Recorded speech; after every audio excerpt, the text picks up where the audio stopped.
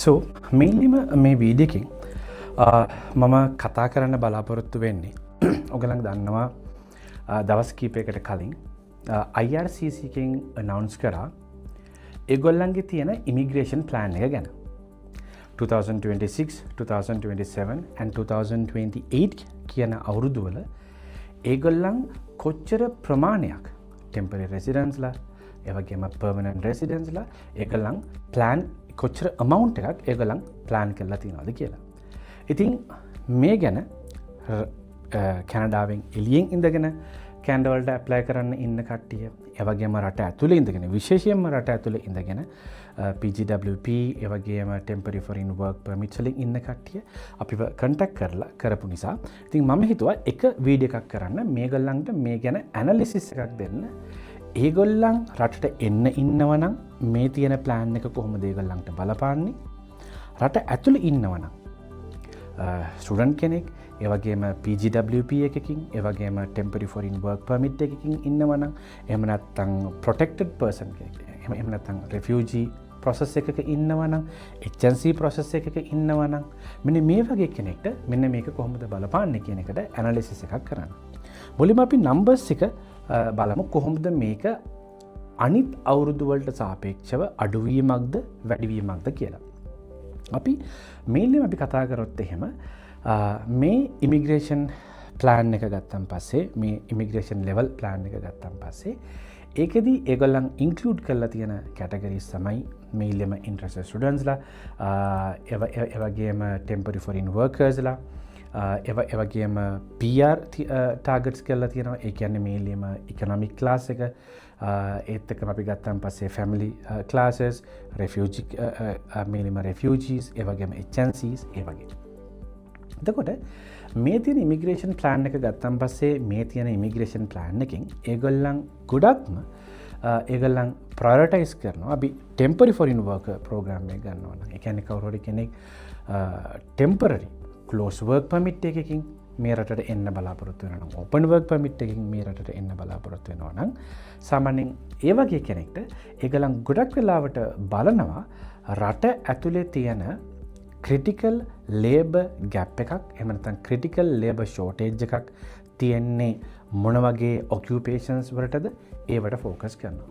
පළවෙනි එක. දෙවෙනි එක තමයි ඒගොල්ලන් ફોකස් කරනවා ගොඩක්ම rural and remote communities වලට. ඉතින් මෙන්න මේ ඒරියාස් දෙක තමයි ටෙම්පරරි ෆොරින් වර්කර්ස් සම්බන්ධයෙන් ඒගොල්ලන්ගේ ටාගට් එක වෙන්නේ. ඉතින් අපි කතා කරොත් එහෙම මේකෙදි එන කොච්චරක් ඒගොල්ලන් බලාපොරොත්තු වෙනවද කියලා අපි මුලින්ම 2026 ඒ කියන්නේ next year එක ගත්තන් පස්සේ next year එකේදී ඒගොල්ලන් බලාපොරොත්තු වෙනවා 385,000 temporary foreign workers ලා and interested students ලා.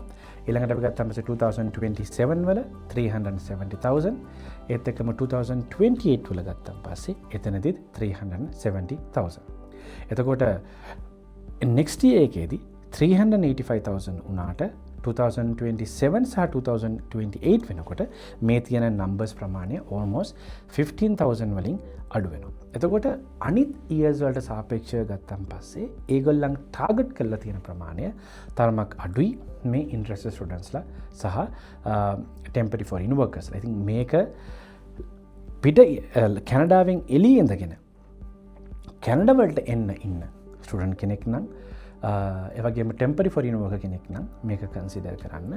ස්ටිල් කාට හරි කැනඩා වලට එන්න ඕන නම් ඒගොල්ලන්ගේ ප්‍රොෆයිල් එක ස්ට්‍රෝං කරගන්න, higher IELTS, ඒ වගේම ස්ටඩි ගැප් නැති වෙන විදියට, ඒ වගේම ඒත් එක්කම ගත්තන් පස්සේ ටෙම්පරරි ෆොරින් වර්කර් කෙනෙක් නම් ඒකටත් higher IELTS, සමහර වෙලාවට ඔයා අන්ස්කිල් ජොබ් එකකට එන්න වෙන්න පුළුවන්. ස්ටිල් ඔයාට IELTS ඕන වෙනවා. higher IELTS ටාගට් කරන්න. strong working experience, gap නැති working experience සහ ඔයගොල්ලන් apply කරන occupation එකට අදාළ වෙන විදිහේ working experience අවුරුදු ගානක් ඔයගොල්ලන් තියාගන්න බලන්න. ඉතින් මෙන්න මේ වගේ standards කරගත්තොත් හැකියාවක් තියෙනවා. හැබැයි මට අයමත් කියන්න ඕන දේ තමයි ඉස්සරට වඩා දැන් තියෙන සිටුේෂන් එක රටෙන් එළියේ ඉඳගෙන, ඒ කියන්නේ මේලිම කැනඩාවල එළියේ ඉඳගෙන රට ඇතුළට එනවා නම් ඒගොල්ලන්ට පොඩ්ඩක් tough ඉස්සරට වැඩිය. ඒතර මේ තමයි මේක temporary residents වලට කැනඩාවලට කැනඩාවෙන් ඒ කියන්නේ කැනඩා වලට එළියෙන් ඉඳගෙන කැනඩා වලට එන්න බලාපොරොත්තු වෙන අවුට්සයිඩ් කැනඩා ඇප්ලිකන්ට්ස්ට මේක බලපාන්න මෙන්න මේ විදිහට. ඊළඟට විශේෂම දේ තමයි ඒත් එක්කම මේ ඉන්ඩස්ට්‍රීස් ගත්තන් පස්සේ මොන වගේ ඉන්ඩස්ට්‍රීද ගොඩක් අහන්නත් සාමාන්‍යයෙන් මොන වගේ ජොබ්ස්ද අපිට තියෙන්නේ සාමාන්‍යයෙන් කැනඩා වලට ඇප්ලයි කරනවා නම් ගොඩක් වෙලාවට මේ ඉමිග්‍රේෂන් ප්ලෑන් එකකින් ඒගොල්ලන් ફોකස් කරන එකක් තමයි සාමාන්‍යයෙන් ස්ටේට්ස් වලින් ඒ කියන්නේ USA වලින් ඉම්ප්ලිමන්ට් කරපු ටරිෆ්ස් වලට නිසා ඉම්පැක්ට් වෙලා තියෙන ඉන්ඩස්ට්‍රීස් තියෙනවා නම් ඒගොල්ලන් ඒ ඉන්ඩස්ට්‍රීස් වලට ඒගොල්ලන් ප්‍රයොරිටි දෙනවා. මේ ඒත් එක්කම මම ඉස්සෙල්ලා කිව්වා වගේ රිමෝට් ඇන්ඩ් රූරල් කමියුනිටිස් වලට. අපි ඊළඟට කතා කරමු කොහොමද මේ තියෙන ඉමිග්‍රේෂන් ප්ලෑන් එක PR ගන්න බලාපොරොත්තුෙන් ඉන්න කට්ටියට. රටෙන් ඇතුළෙන් රටෙන් එළියෙන් විශේෂයෙන්ම රට ඇතුළෙන් ඉන්න කට්ටියට කොහොමද මේක බලපාන්නේ කියලා. හොඳම නිවුස් එක තමයි ටෙම්පරරි රෙසිඩන්ස්ලා ඒගොල්ලන් අඩු කරන්න බලාපොරොත්තු වුණාට ඒ නම්බර්ස් වයිස් overall 2026 2027 සහ 2028 කියන අවුරුදු තුනේදී ඒගොල්ලන් බලාපොරොත්තු වෙන permanent residency දෙන්න 385,000 වලට. sorry almost 380,000 වලට. ඒතර මේක මෙන්න මේ amount එකේ වෙනසක් වෙලා නැහැ. ඒතර මේ amount එක 2026 වලත් 2027 වලත් 2028 වලත් කියන අවුරුදු තුනේදීම ඒගොල්ලන් 380,000 තමයි ඒගොල්ලන්ගේ ටාගට් එක වෙන්නේ. හැබැයි මේක වෙනසකට තියෙන්නේ ඔයගොල්ලන් දන්න PR කියන එක ගත්තන් පස්සේ කැනඩා වල ඒවල තියෙනවා එක එක ස්ට්‍රීම්ස්. economic streams තියෙනවා, ඒ වගේම family reunifications, ඒ වගේම refugees, HNC, provincial nominee program, ඒ වගේ ක්‍රම කිහිපයක් තියෙනවා. ඉතින් ඒ ස්ට්‍රීම්ස් වලට allocate කරලා තියෙන ප්‍රමාණය වෙනස් වෙලා තියෙනවා. මේ 380,000 බෙදන විදිය වෙනස් වෙලා තියෙනවා. හැම අවුරුදු වලදීම වගේ මේ සැරෙත් ඒගොල්ලන් ප්‍රයොරිටි දීලා තියෙනවා ඉකොනොමික් ක්ලාස් එකට. මොකද්ද මේ ඉකොනොමික් ක්ලාස් එක කියලා කියන්නේ? ෆෙඩරල් ස්කිල් වර්කර්, ඒ වගේම ෆෙඩරල් ස්කිල් ට්‍රේඩ් ප්‍රෝග්‍රෑම් එක, කැන්ඩින් එක්ස්පීරියන්ස් ක්ලාස් ඒවට. ඒතකොට ඒවට allocate කරලා තියෙන ප්‍රමාණය තමයි 109,000.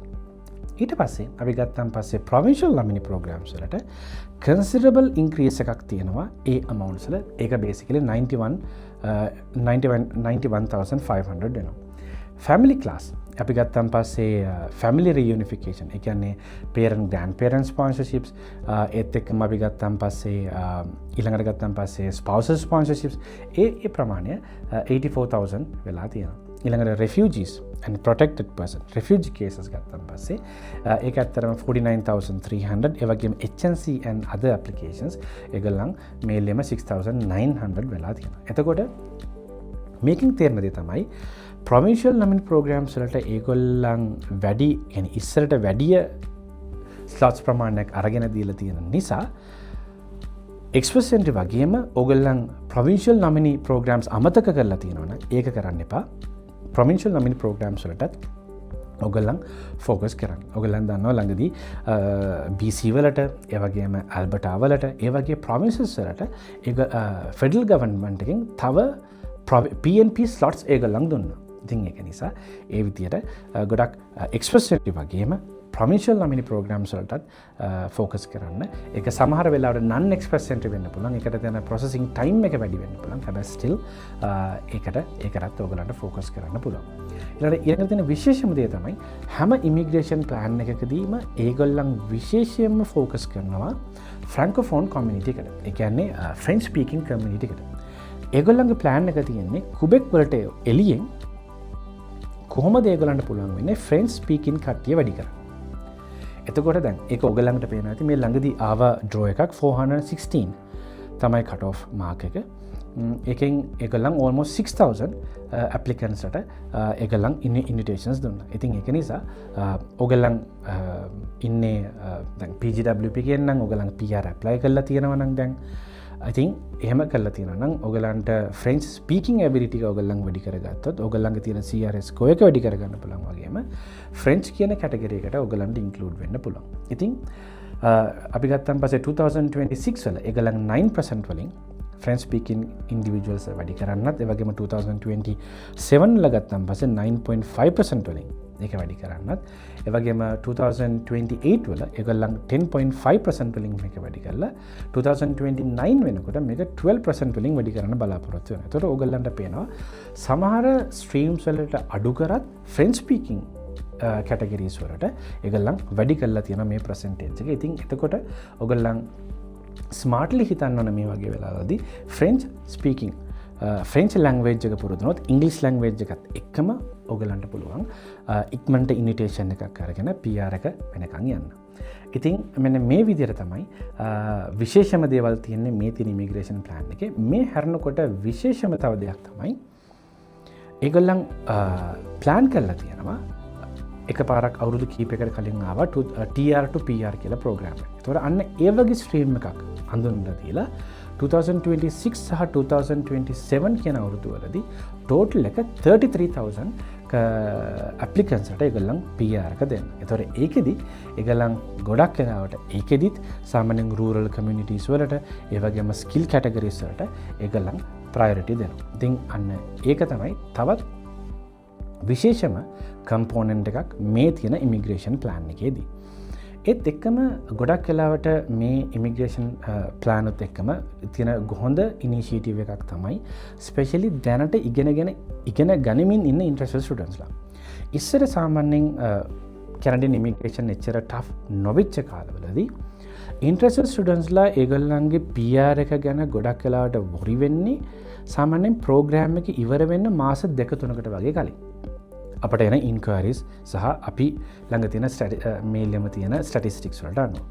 හැබැයි දැන් තියෙන දේ තමයි ඒගොල්ලන් දන්න නිසා මේ තියෙන සිටුේෂන් එක ටෆ් නේ කියලා ඒගොල්ලන් ප්‍රෝග්‍රෑම් එක, ඒ කියන්නේ ඒගොල්ලන්ගේ ස්ටඩිස් පටන් ගත්ත කාලේ ඉඳගෙනම ඒගොල්ලන් අපිව කන්ටැක්ට් කරනවා කොහොමද අපිට PR එක ප්ලෑන් කරන්න කියලා. ඒක ඇත්තටම හොඳ ඉනිෂියේටිව් එකක්. ඉතින් ගොඩක් වෙලාවට කැනඩාවලට ඕගොල්ලන් ඇවිල්ලා ඉන්නවා නම් ටෙම්පරරි මේල්ලිම ෆොරින් වර්කින් එක්ස්පීරියන්ස් නැතුව.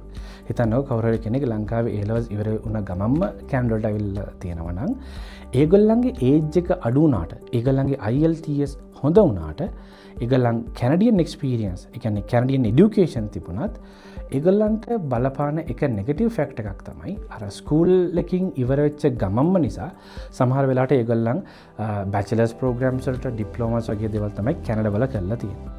එතකොට ලංකාවෙන් ඒගොල්ලන් এডুকেෂන් කරලා තියෙන A levels වගේ එහෙම නැත්නම් ඩිප්ලෝමා වගේ ප්‍රෝග්‍රෑම් එක. මේ වගේ කෙනෙක්ට කරන්න පුළුවන් දෙයක් තමයි ඕගොල්ලන් ඉගෙන ගන්න අතරතුර ඕගොල්ලන්ට පුළුවන් නම් ඕගොල්ලන්ගේ තියෙන এডুকেෂන් මැනේජ් කරගෙන ඕගොල්ලන්ට පුළුවන් නම් රිමෝට්ලි ස්කිල් ජොබ් එකක් කරන්න. රිමෝට්ලි මොකක් හරි ස්කිල් ජොබ් එකක් කරන්න ඕගොල්ලන්ට පුළුවන් වෙනවා ඕගොල්ලන්ගේ এডুকেෂන් එක්කම ඒ තියෙන එක්ස්පීරියන්ස් උත් ඕගොල්ලන්ගේ එක්ස්පර්ට්ස් වලට කවුන්ට් කරන්න. උදාහරණයක් විදිහට අපි හිතමු කවුරු හරි කෙනෙක් මෙහෙට ඇවිල්ලා මාස්ටර් එකක් හරි බැචලර් එකක් හරි කරනවා. එයාට තියෙනවා අපි හිතමු කවුරු හරි කෙනෙක්ට ලංකා ගොඩක් කරලා ටෙම්පරරි ෆොරින් ඒ කියන්නේ මේලිම ෆොරින් වර්කින් එක්ස්පීරියන්ස් නැහැ කියලා. ඒතර ඒ වගේ කෙනෙක්ට ස්ටඩීස් ඉවර වෙලා කැනඩාවල අවුරුද්දක් වැඩ කරලා PR එකට ඇප්ලයි කරනකොට එයාට ස්ටඩීස් වලට සිමල්ටේනියස්ලි එයාට පුළුවන් වුණොත් කැනඩා වලින් එළිය තියෙන කම්පැනි එක ලංකාවේ කම්පැනියක් වෙන්න පුළුවන්, වෙන රටක කම්පැනියක් වෙන්න පුළුවන්. එයාට රිමෝට්ලි වැඩ කරන්න ෆුල් ටයිම් වැඩ කරන්න පුළුවන් නම් ඒගොල්ලන්ට පුළුවන් ඒ වර්කින් එක්ස්පීරියන්ස් උත් ඒගොල්ලන්ගේ එක්ස්පර්ට්ස් එකට ඇඩ් කරගන්න. ඉතින් මෙන්න මේ වගේ දැන් තියෙන සිටුේෂන් එකේ තියෙන මේ දැන් තියෙන සිටුේෂන් එක තරමක් ටෆ් නිසා ගොඩක් වෙලාවට මුලින් ඉඳලම අපි දැකලා තියෙනවා මෙන්න මේ විදිහේ කියන්නේ ඉන්ටර්නැෂනල් ස්ටුඩන්ට්ස්ලා අපි කියන්නේ ඉන්ටර්නැෂනල් ස්ටුඩන්ට්ස්ලා අපිව කන්ටැක්ට් කරනවා කොහොමද ඒගොල්ලන්ගේ PR එක ඉක්මනට කරගන්න පුළුවන් කියලා. මොකද ඒගොල්ලන් දන්නවා හැමනිතරම ඉමිග්‍රේෂන් රූල්ස් වෙනස් වෙනවා, අවුරුද්දෙන් අවුරුද්ද වෙනස් වෙන්න පුළුවන්. ඉතින් ඒක නිසා කවුරු හරි කෙනෙක් ඉන්ටර්නැෂනල් ස්ටුඩන්ට් කෙනෙක් ඉදිරියේ ඉන්නවා නම් මේක හොඳ ස්මාර්ට් මූව් එකක්. ඔයගොල්ලන්ගේ PR එක ඉක්මනට ගන්නත්, ඒ වගේම ඔයගොල්ලන් එක්ස්පර්ට් සෙන්ටර් ක්‍රියේට් කරනකොට ඔයගොල්ලන්ට හයර් CRS ස්කෝර් එකක් අරගෙන ඉක්මනින් ඉනිටේෂන් එක ගන්නත්. ඉතින් මෙතනදී දැන් සමහරවිට කවුරු හරි කෙනෙක්ට ගත්තන් පස්සේ ඊළඟට තියෙන දෙයක් තමයි මේ වගේ දෙයක් නොකරත් පෝස්ට් වර්ක් පර්මිට් එක ඉවර වෙන්න ඔන්න මෙන්න තියලා කාට හරි ඉන්විටේෂන් එක ආවොත් ඔයාලට තියෙන දවස් 60ක් ඩොකියුමන්ට් සබ්මිට් කරන්න. ඊට පස්සේ ඩොකියුමන්ට් සබ්මිට් කරලා ඔයාට AOR එකක් හම්බුනොත් එහෙම ඒ කියන්නේ ඉමිග්‍රේෂන් එක කන්ෆර්ම් කරනවා නම් ඉමිග්‍රේෂන් එකට කම්ප්ලීට් ඇප්ලිකේෂන් එකක් ආවයි කියලා ඔයගලන්ට පුළුවන් බ්‍රිජින් ඕපන් වර්ක් පර්මිට් එකට ඇප්ලයි කරන්න. ඉතින් මෙන්න මේ වගේ ක්‍රම තියෙනවා ඔයගලන්ට PR එක ගන්න. බට් මම ආයෙමත් කියන්නේ ඉස්සර PR එක ගන්නවා වගේ නෙවෙයි දැන් තියෙන සිටුේෂන් එක. තරමක් ඔයගලන් out of the box හිතලා ස්මාර්ට්ලි හිතලා ඔයගලන්ට හරි විදියට හරි ගයිඩන්ස් එකකුත් එක්ක ඔයගලන්ට හිතන්න වෙනවා කොහොමද ඔයගලන්ගේ PR එක ගන්න කියලා. ඉතින් ඒක නිසා ඉතින් මෙන්න මේ විදියට තමයි අයමත් තාවත් ඉමිග්‍රේෂන් ප්ලෑන් එකට මේලිම ඉමිග්‍රේෂන් ලෙවල් ප්ලෑන් එකට 2026, 2027 and 2028 කියන අවුරුදු වලදී මෙන්න මේ විදිහට තමයි ඔයගොල්ලන්ගේ ඉමිග්‍රේෂන් කියන්නේ කැනඩියන් ඉමිග්‍රේෂන් එක ඒගොල්ලන්ගේ ඉමිග්‍රේෂන් ලෙවල්ස් ඒගොල්ලන් ප්ලෑන් කරලා තියෙනවා. ඉතින් ඔයගොල්ලන්ටත් ඔයගොල්ලන්ගේ PR එක සම්බන්ධයෙන් ඔයගොල්ලන්ට සපෝට් එකක් ඕනනම් ඔයගොල්ලන්ට හැමනිතරම ඔයගොල්ලන්ට ආඩියන් ඉමිග්‍රේෂන් සහ ආඩියන් ලෝ ගෲප් ඔයගොල්ලන්ට පුළුවන් අපිව කන්ටැක්ට් කරන්න. Thank you so much.